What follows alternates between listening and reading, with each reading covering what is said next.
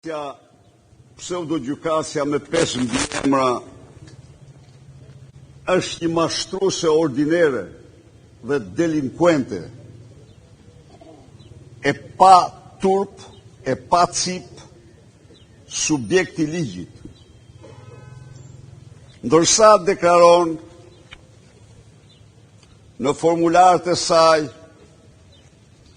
që I ka dorëzuar motrës Belinda Lubi Ballukut, se nuk ka marrë ndonjëherë dënim në ndonjë vend, siç kërkon formulari, a jeni dënuar me burgim në vendim gjyqësor jo përfundimtar nga një autoritet? Jo, thot. A jeni dënuar?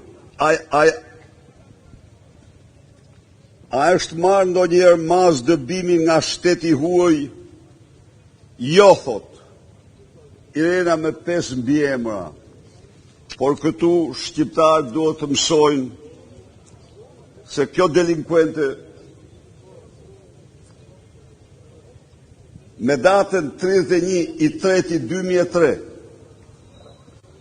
ka firmosur tek noteri Feyzo Behaj prokurën